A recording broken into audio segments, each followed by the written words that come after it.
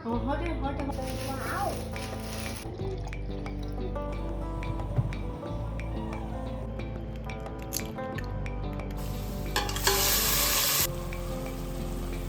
ये भी डालेगा? Beetroot है। अस्सलाम वालेकुम एवरीवन, कैसे हैं आप सब। उम्मीद करती हूँ आप सब खैरियत से होंगे। Welcome back to my new vlog. और ये टाइम है मॉर्निंग का। यहाँ पे मेरी बेटी मेरी हेल्प कर रही है ब्रेकफास्ट बनाने में। This one, start. Yes, press. Yes. Yeah, hot है, hot है. Yes, very nice. Not eat. Eat it now. Oh, hot है, hand है ये. हाँ, hand है ये.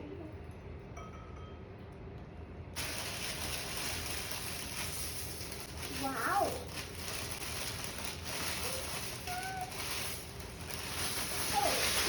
Don't.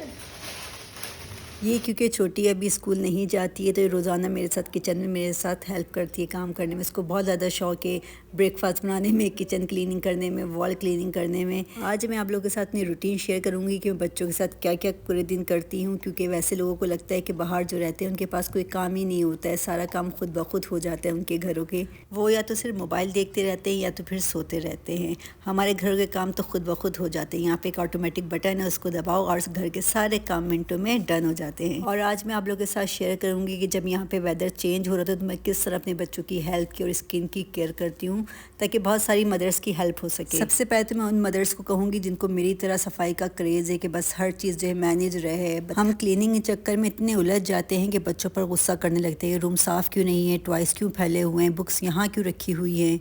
बस पूरे दिन इन्हीं सब बातों पे डांटते रहते हैं। हमारी डांट के चक्कर में बच्चों का जो अंदर जो टैलेंट होता है वो कभी भी नहीं उभर के आ पाता। वो एक डिप्रेशन में रहते हैं, डरे रहते हैं। अगर आप बच्चों को फ्रीडम दें तो वो कुछ ना कुछ करते हैं। उनके अंदर जो टैलेंट है, जो आर्ट होता है वो निकल के आते हैं। मैं आपको अपनी बेटी की ड्राइंग दिखा रही थी कि इसको जब 3 इयर्स की थी तब से शौक है ड्रॉ करने का। तो ये उस वक्त से इसने कितने पेपर्स जो है वेस्ट किए, लेकिन हमने कभी भी इसको डांटा नहीं है। हाँ, इतनी परमिशन नहीं थी कि वॉल पे नहीं करनी। और देखें आज इसकी माशाल्लाह कितनी अच्छी ड्राइंग हो गई है। तो कहने का मकसद यही कि अपने बच्चों को अप्रिशिएट किया कीजिए। वो कुछ भी करते हैं उनको well done, you can do it हमेशा बोला कीजिए, इससे उनको एक मोटिवेशन मिलती है।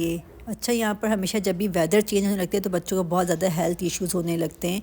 तो मैं हमेशा उनकी डाइट में चीज़, पनीर, उनकी वाटर का इंटेक और जूसेस वगैरह ज़्यादा देने लग जाती हूँ, ताकि उनको कॉन्स्टिपेशन की प्रॉब्लम ना हो। क्योंकि कॉमन है यहाँ पर बच्चों में कॉन्स्टिपेशन, बड़ों में भी है खैर, लेकिन बच्चों में ज़्यादा है, फिर उनको ज़्यादा पेन होने लगता है। तो इसलिए हमेशा उनकी डाइट में मैं उनको दूध में जो है olive oil, extra virgin olive oil जो होता है वो डाल के रेगुलर बेसिस पे उनको देती हूँ। मैंने डॉक्टर से ही पूछा था। तो ये बच्चों के लिए जो है हार्मफुल नहीं होते। अगर आपके बच्चों को भी इस तरह की प्रॉब्लम फेस करनी पड़ती है वेदर के चेंज होने के साथ साथ, तो लाजमी उनकी डाइट पे फोकस कीजिए।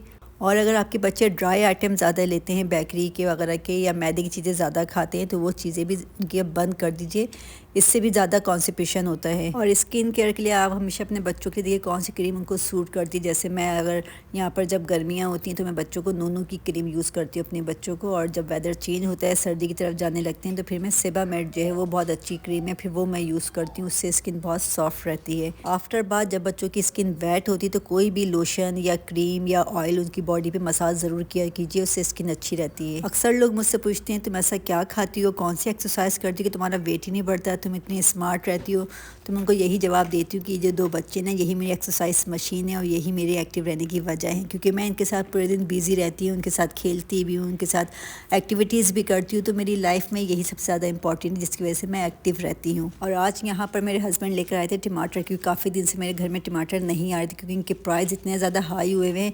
10 रियाल पर केजी मिल रहे हैं। इनको पता नहीं क्या हो गया, इतने ज़्यादा दिमाग हो गए। तो मेरे हस्बैंड को आज कहीं थोड़े कम प्राइस से मिले थे तो लेकर आ गए थे। मैंने कहा चलो भाई इनको वॉश करके और फ्रीज़ कर देते, ताकि जब बहुत ज़्यादा ज़रूरी होगा किसी रेसिपी में डालना तब यूज़ करेंगे, वरना जब तक तो टमाटो पेस्ट ही काफ़ी है, वही यूज़ करते हैं। जब इनके दिमाग आसमान से नीचे आ जाएंगे फिर इनको यूज़ करेंगे। अच्छा, मैं समझ रही थी शायद रियाद में ही इनके प्राइस बहुत ज़्यादा हाई हुए हैं। तो मैंने अपनी देवरानी से पूछा, उसने कहा नहीं भाभी जुबैल में भी जो है यही टमाटर के रेट चल रहे हैं। तो मैंने कहा अच्छा। फिर पता चला भाई पाकिस्तान में भी टमाटर बहुत ज़्यादा महंगे हुए थे, वो फिर मुझे तसल्ली हो गई। मैंने कहा चलो भाई, एक अकेली मैं ही नहीं हूँ, बाकी लोग भी इसी गम में डूबे हुए हैं कि टमाटर इतने महंगे क्यों हो गए। और आज मेरे हस्बैंड ने जो फरमाइश की चलो तहरी बना लो, मैंने कहा ठीक है, लेकिन मैंने जब आलू चेक किए तो आलू के अंदर वो जो जड़ें नहीं होती ना वो निकल आई थी, और वो आलू सेहत के लिए अच्छे नहीं होते, कभी भी उनको यूज़ मत किया कीजिए।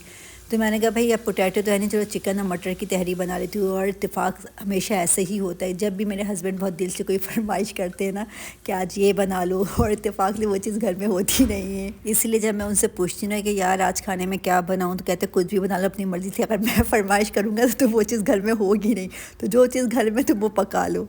तो आप लोगों में से किस किस के साथ ऐसा ही होता है कि जब भी हस्बैंड को फरमाइश करते थे वो चीज़ कभी मिलती ही नहीं है घर में। तो मैंने तहरी के लिए एक प्याज ली थी, उसको काटा, फिर उसमें ऑयल डाल के जो है इसको थोड़ी ब्राउन करने के बाद मैंने अदरक लहसुन पेस्ट डाला, उसके अंदर ऐड किए चिकन, मटर, हरी मिर्चें, लाल मिर्च का पाउडर, धनिया पाउडर, नमक, हल्दी, ये सारी चीज़ें डाल दी। और मैंने एक चिकन क्यूब्स भी डाली जिससे फ्लेवर बहुत अच्छा आता है। अगर आपके पास है तो डालिए, नहीं है तो मत डालिए। अगर ये मटन में और बीफ में भी बहुत अच्छी तहरी बनती है। हैदराबादी लोग जो हैं, इंडियन के हैदराबादी जो है, पाकिस्तान के हैदराबादी का मुझे पता नहीं, तो वो लोग बहुत बनाते हैं, उनके इसी तरह की तहरी खाई जाती है। और जब जो है इसमें बॉयल आ जाएगा और तो मैं राइस ऐड कर दूँगी। उसके बाद फिर जब पानी और खुश्क होने लगेगा तो फिर मैं इसको दम पे रख दूँगी। अगर आपके पास सोया है, थोड़ा सोया भी ऐड कर दीजिए, तो उससे इस तहरी का मज़ा जो वो डबल हो जाता है। मेरे पास था नहीं इसलिए मैंने ऐड नहीं किया। यहाँ पर हम कुछ ग्रॉसरी करके आए थे, तो यहाँ पर मेरी दोनों बेटियाँ मेरी हेल्प कर रही हैं सब सॉर्ट आउट करने में। गार्लिक नहीं,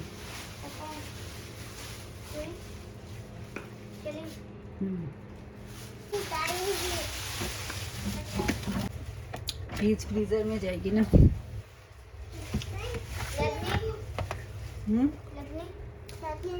लैब में जाएगी।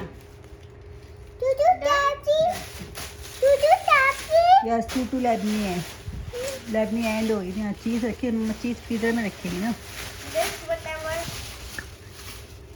ऑनियन। आई होप आप लोगों को मेरा व्लॉग अच्छा लगा होगा, तो इसको लाइक शेयर सब्सक्राइब कर दीजिएगा। मिलते हैं फिर नेक्स्ट व्लॉग में, जब तक के लिए अपना ख्याल रखिएगा। अल्लाह हाफिज़, बाय बाय।